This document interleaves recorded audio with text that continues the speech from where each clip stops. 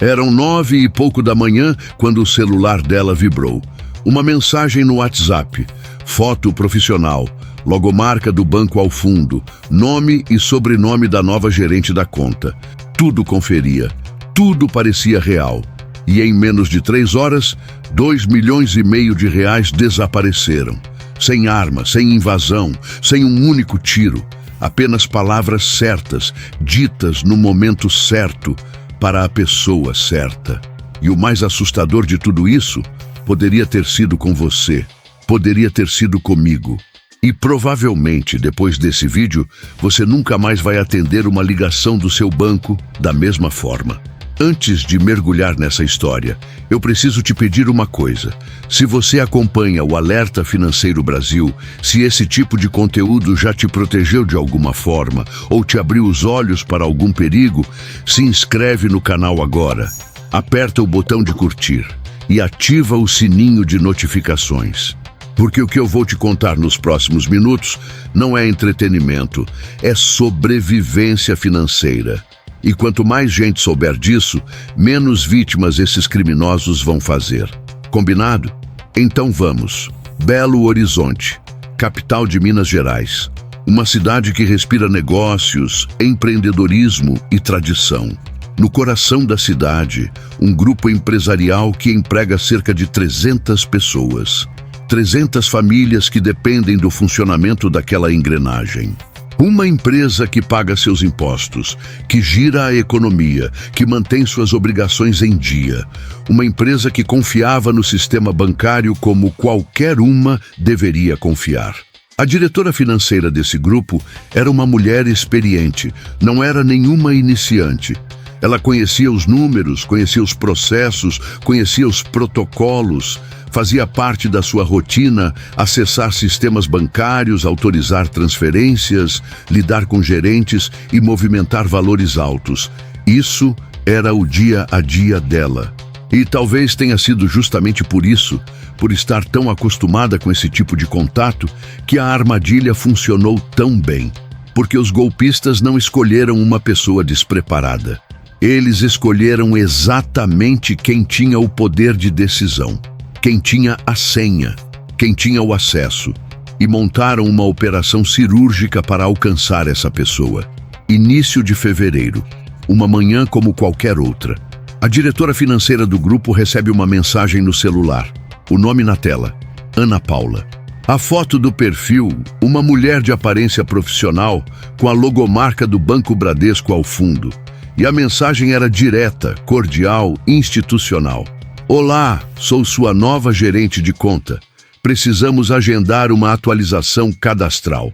Agora para em 1 segundo e pensa comigo. Quantas vezes você já recebeu uma mensagem do seu banco dizendo que mudou o gerente? Quantas vezes alguém do banco te mandou mensagem pedindo para confirmar algum dado? Isso acontece o tempo todo. Faz parte da rotina. E é exatamente aí que mora o perigo. Os golpistas sabiam o nome verdadeiro da nova gerente da conta. Sabiam que a troca de gerente havia acontecido recentemente. Sabiam dados sobre a conta, sobre a empresa, sobre a estrutura societária. Eles não estavam chutando, eles tinham informação privilegiada. E essa é uma das partes mais perturbadoras dessa história. De onde veio essa informação? Como esses criminosos sabiam tanto? Como tinham acesso ao nome da gerente real, à foto, aos dados da conta? Essas perguntas ainda não foram completamente respondidas.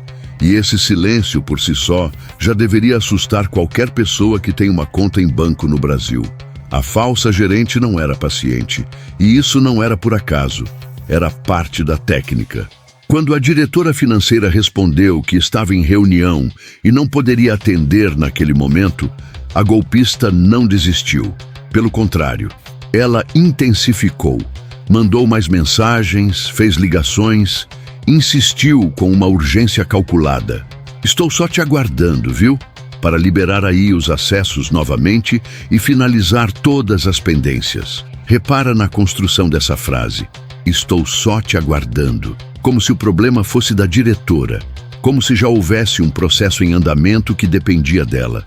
Como se ela estivesse atrasando alguma coisa. Isso tem nome, engenharia social. É a arte de manipular o comportamento humano sem que a pessoa perceba que está sendo manipulada. O criminoso cria uma atmosfera de urgência, de responsabilidade, de pressão. Ele faz a vítima sentir que precisa agir rápido, que há consequências se ela não agir, que ela está sendo negligente se não atender. E funciona. Funciona com executivos, com diretores, com pessoas experientes. Porque não é uma falha de inteligência. É uma falha humana. A gente é programado para responder à pressão, para resolver pendências, para ser eficiente. E os golpistas sabem disso melhor do que ninguém. Quando finalmente a diretora financeira conseguiu se dedicar àquele contato, a falsa gerente estava pronta. O discurso era impecável. Olha, eu sou sua nova gerente, como você já sabe, e nós precisamos efetuar o recadastramento das empresas no aplicativo do banco, no site do banco. E então veio o golpe de mestre. A golpista enviou um link, e não era um link qualquer. Era um link que continha a palavra Bradesco na URL. Um endereço que, à primeira vista, parecia absolutamente legítimo. A diretora clicou e foi direcionada para o que parecia ser o site do Bradesco. O layout era o mesmo, as cores eram as mesmas, os campos de login eram idênticos. Tudo, cada detalhe visual, era uma cópia perfeita. Um site espelho, uma réplica digital construída por criminosos com um único propósito: capturar as credenciais de acesso da vítima. E a diretora digitou o usuário, a senha e o token. Naquele momento, naquele exato segundo em que ela pressionou o Enter, os golpistas tinham tudo o que precisavam para entrar nas contas da empresa, movimentar recursos, resgatar aplicações e transferir milhões. Mas a diretora não sabia disso, porque o site espelho não deu erro, não travou. Provavelmente mostrou uma tela de confirmação, uma mensagem de cadastro em andamento, algo que mantivesse a vítima tranquila enquanto, do outro lado da tela, o assalto digital já estava em curso. E aqui é onde a história fica ainda mais sinistra. Porque depois que a diretora financeira entregou os dados, ela não desligou, ela não foi embora. Ela continuou ali, conversando com a falsa gerente, por mais de 3 horas. 3 horas. Imagina o que são 3 horas, com acesso total às contas de um grupo empresarial inteiro. 3 horas com usuário, senha e token. 3 horas sem que ninguém desconfie de nada. Enquanto a diretora acreditava que estava em um processo rotineiro de recadastramento, enquanto trocava mensagens educadas com quem ela achava ser a gerente do banco, do outro lado, uma equipe de criminosos estava desmontando o patrimônio daquela empresa peça por peça. A golpista manteve a conversa viva de propósito. Cada mensagem, cada pergunta, cada só um minutinho que estou finalizando aqui, era uma cortina de fumaça. A diretora era a própria testemunha do crime, mas não podia enxergar nada, porque o crime estava acontecendo em silêncio, em bytes, em transferências instantâneas, em cliques que moviam fortunas. É de arrepiar pensar nisso. E é impossível não se colocar no lugar dessa mulher e pensar: e se fosse eu? Em menos de 3 horas, os criminosos fizeram o que só pode ser descrito como uma verdadeira limpa. Resgataram aplicações financeiras, esvaziaram contas correntes, transferiram valores para contas de terceiros, os chamados laranjas, em pelo menos 2 outros bancos. Foram 38 transações, 38, em um curto intervalo de tempo, em múltiplos CNPJs, a partir de um único login. X para pessoas físicas, Pix para pessoas jurídicas, pagamentos de boletos de até R$100 mil, transferências para contas no Banco Inter e na Caixa Econômica Federal. Um festival de movimentações completamente atípicas que, em tese, deveriam ter acionado todos os alarmes do sistema de segurança bancária. Um dos diretores do grupo disse algo que ficou marcado na minha cabeça. São movimentações completamente atípicas, tanto pelo valor, pelos valores, quanto pelos meios. Teve boleto bancário de R$100 mil, coisas que a gente não faz. Tanto pelo número de transações, foram 38 transações num curto intervalo de tempo, em muitos CNPJs ao mesmo tempo, derivado de um só login. Eu preciso que você absorva isso. 38 operações, CNPJs diferentes, valores altíssimos, boletos que a empresa nunca pagava, tudo ao mesmo tempo. E nenhum alarme soou, nenhum bloqueio automático, nenhuma ligação de confirmação do banco. Essa pergunta fica no ar. E ela é, talvez, a mais importante de toda essa história. Existe um momento em todo golpe, um momento muito específico, que é quando a vítima percebe, quando a ficha cai, quando o estômago afunda e o mundo parece desacelerar. É o momento em que você olha para a tela e os números não fazem sentido, o saldo não bate, as aplicações desapareceram e aquela conversa amigável com a suposta gerente, de repente, ganha um significado completamente diferente. Não se sabe exatamente como foi esse momento para a diretora financeira, mas dá para imaginar, dá para sentir o peso daquela descoberta, porque não era o dinheiro dela pessoalmente, era o dinheiro de uma empresa inteira, o dinheiro que pagava os salários de 300 pessoas, o dinheiro dos financiamentos, das obrigações fiscais, do funcionamento de toda uma operação, mais de R$2,5 milhões, evaporados, em 3 horas. E quando ela provavelmente tentou ligar de volta para aquele número, quando tentou acessar o tal link novamente, quando tentou confirmar qualquer coisa com a tal Ana Paula, o silêncio. O número não atendia mais, o link não existia mais, a gerente não existia mais, porque nunca existiu. O que se seguiu foi um verdadeiro estado de emergência dentro do grupo empresarial. Contas esvaziadas, aplicações resgatadas e 300 funcionários esperando o salário no fim do mês. Pensa nesse dilema por um segundo. 300 famílias, 300 pessoas que acordam de manhã, vão trabalhar, confiam que o empregador vai honrar o compromisso. E do dia para a noite, o dinheiro que garantiria esses salários simplesmente sumiu. O diretor da empresa descreveu esse momento com uma frase que mostra o tamanho do desespero e, ao mesmo tempo, da resiliência. Graças a Deus, nós conseguimos nos organizar internamente e pagar a folha de pagamento. Mas é um dinheiro que ia ser usado também para pagar financiamentos bancários com outros bancos, que agora a gente não sabe como vai organizar internamente tão rápido para fazer esses pagamentos. Presta atenção. Eles conseguiram pagar os funcionários, mas a que custo? Quais contas ficaram para trás? Quais compromissos foram adiados? Quantas noites de sono foram perdidas? Quanto de saúde emocional se perdeu junto com aqueles R$2,5 milhões? Porque golpe não rouba só dinheiro. Golpe rouba a paz, rouba a confiança, rouba a sensação de segurança que você deveria ter ao abrir o aplicativo do seu banco. E isso não tem valor numérico. Isso não aparece no boletim de ocorrência. A empresa fez o que qualquer vítima deveria fazer. Registrou o boletim de ocorrência em São Paulo e em Belo Horizonte. Notificou extrajudicialmente o Banco Bradesco por fraude bancária e falha na custódia de dados. E aguardou. Mas a resposta, ou a falta dela, foi quase tão perturbadora quanto o próprio golpe. O Bradesco e o Banco Inter disseram em nota que não podem informar detalhes sobre o caso por conta do sigilo bancário. A Caixa Econômica Federal afirmou que não vai se manifestar porque não tem clientes envolvidos. E os dias foram passando, e o dinheiro foi se diluindo, sendo pulverizado em camadas e camadas de transferências, saques e movimentações que tornam o rastreio cada vez mais difícil. O diretor da empresa não escondeu sua frustração.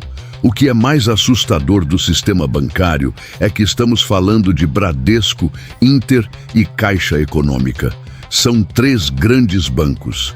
E esse dinheiro está sumindo, está sendo diluído ao longo do tempo. Cada dia que passa, sem os bancos tomarem providência e nos prestarem informação para levar para a polícia. Cada dia, cada hora. Cada minuto que passa sem uma resposta efetiva é um minuto a mais que os criminosos têm para lavar esse dinheiro, espalhar os valores, apagar os rastros, e a empresa fica ali, no escuro, esperando uma informação que pode nunca chegar a tempo. A Secretaria de Segurança Pública de São Paulo informou que o caso foi registrado na DC Cyber, a Divisão de Crimes Cibernéticos, e que aguarda a representação formal da empresa para instauração do inquérito policial. Já a Polícia Civil de Minas Gerais instaurou inquérito e diz que o caso está sendo investigado pela Divisão de Crimes Cibernéticos do Estado. 2 investigações, 2 estados.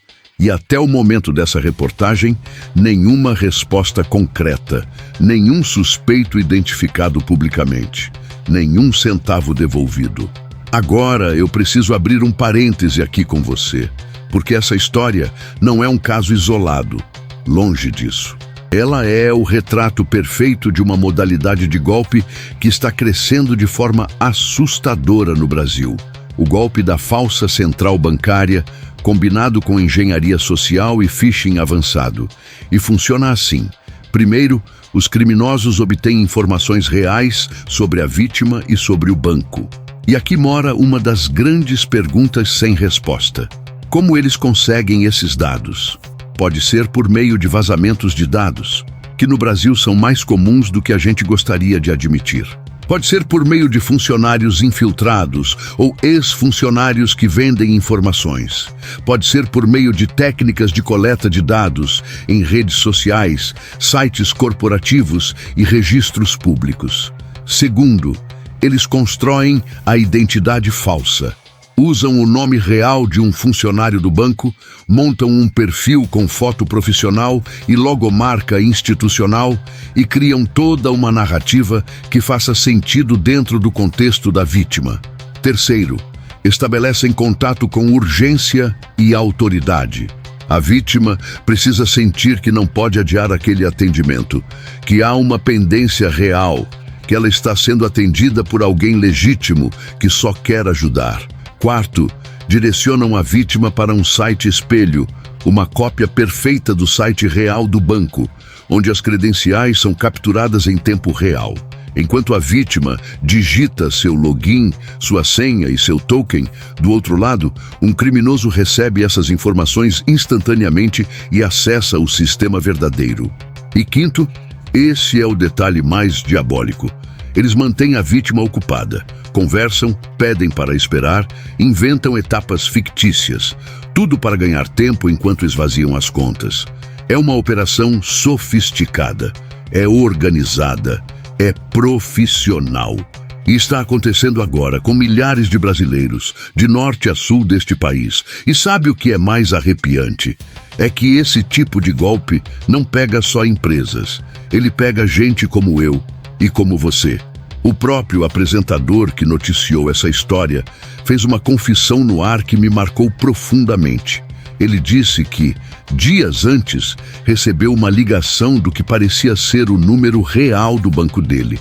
A pessoa do outro lado falava com naturalidade, como um atendente de verdade, e começou a pedir que ele acessasse um computador para realizar um suposto cadastro. E ele quase caiu.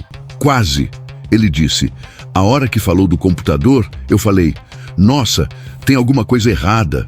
Mas mesmo assim eu fiquei pensando, poxa, mas ligou do telefone mesmo lá do banco. E aí ele revelou algo que muita gente não sabe. Tem sistemas hoje que eles conseguem isso. O sujeito te liga do telefone, mas aparece o número que ele quiser. Para, relê isso, lê de novo. Eles conseguem fazer aparecer no seu identificador de chamadas o número oficial do seu banco. Então você olha para a tela, vê aquele número que você já conhece e pensa, é o meu banco. Mas não é. É um criminoso usando tecnologia de spoofing para falsificar o número de origem da chamada. Agora me diz, como você se protege de algo assim? Como é que a gente confia em alguma coisa quando até o número do telefone pode ser falsificado? Essa é a pergunta que a gente precisa fazer, e essa é a pergunta que os bancos precisam responder. Segundo dados da Federação Brasileira de Bancos, a FEBRABAN, as tentativas de golpes financeiros no Brasil vêm crescendo ano após ano. Fraudes envolvendo engenharia social, onde o criminoso manipula a vítima psicologicamente para obter dados, lideram o ranking das ocorrências. Golpes com Pix, com falsos funcionários de banco, com links falsos e com clonagem de WhatsApp se tornaram uma epidemia digital no país. E o mais cruel, quando a vítima procura o banco, muitas vezes ouve que a responsabilidade é do cliente, por ter fornecido os dados. Como se a culpa de ser enganado fosse de quem foi enganado. Como se a sofisticação do golpe não fosse suficiente para enganar qualquer pessoa razoável. Como se o banco não tivesse nenhuma responsabilidade pela segurança dos dados que, em algum momento, vazaram e chegaram até os criminosos. Existe uma frase que circula entre especialistas em segurança digital que resume muito bem essa situação. Os bancos investem bilhões em tecnologia de segurança, mas os criminosos investem em entender o comportamento humano. E o ser humano continua sendo o elo mais fraco da corrente. E enquanto o sistema financeiro brasileiro continuar tratando o cliente como o único responsável, enquanto as respostas dos bancos continuarem sendo notas frias sobre sigilo bancário, enquanto as investigações policiais continuarem lentas e subfinanciadas, os golpistas vão continuar ganhando, porque eles não precisam ser mais inteligentes que o sistema, eles só precisam ser mais rápidos que a resposta. E eu não poderia terminar essa história sem te deixar com algo concreto, porque informação sem ação é só entretenimento. E esse canal existe para te proteger. Primeiro, nenhum banco, eu repito, nenhum banco vai te pedir senha, token ou acesso remoto ao seu computador por telefone, por WhatsApp ou por e-mail. Se alguém fizer isso, não importa qual número apareça na tela, não importa o quão convincente seja a conversa, desligue. Desligue imediatamente. Segundo, se você receber uma mensagem de um suposto novo gerente, não responda por ali.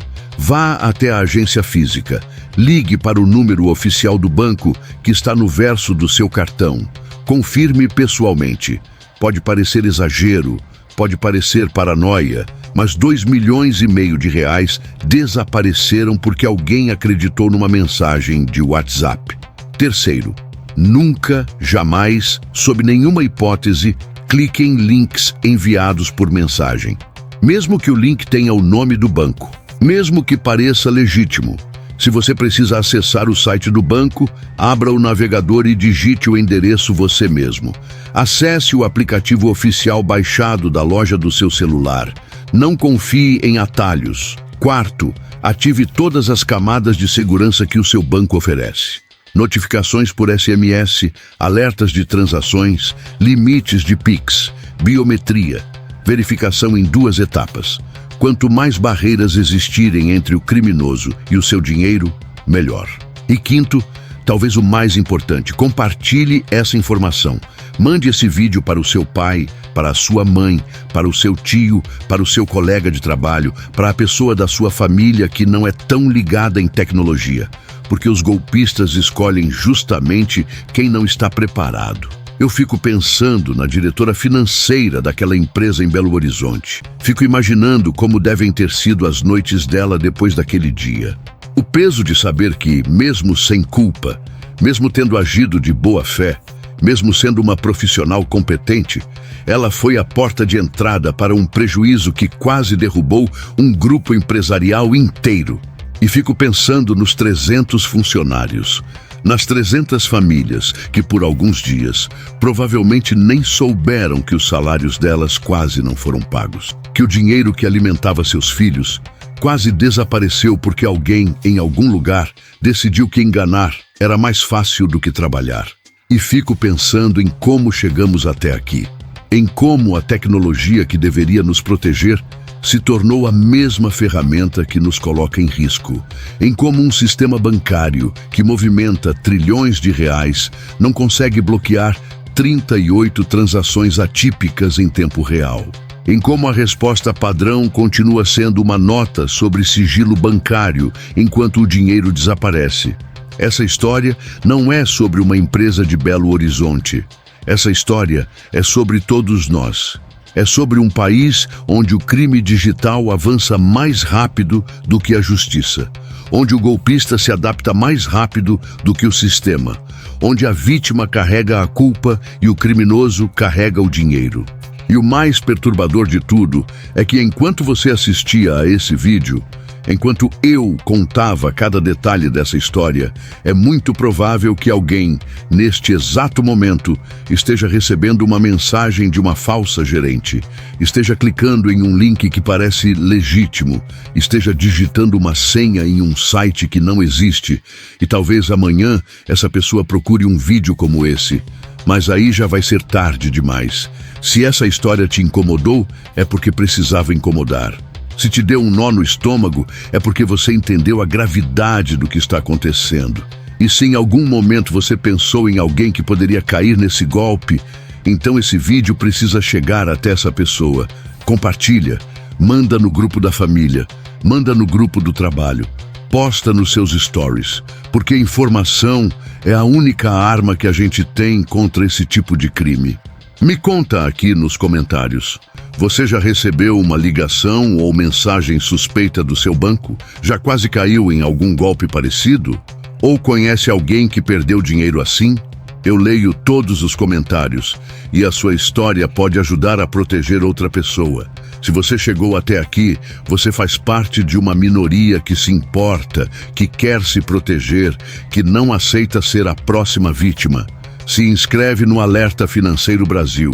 Ativa o sininho, porque toda semana tem conteúdo como esse, histórias reais, alertas urgentes e tudo o que você precisa saber para blindar o seu dinheiro num mundo onde os golpistas nunca dormem. Nos vemos no próximo vídeo. Se cuida e cuida de quem você ama.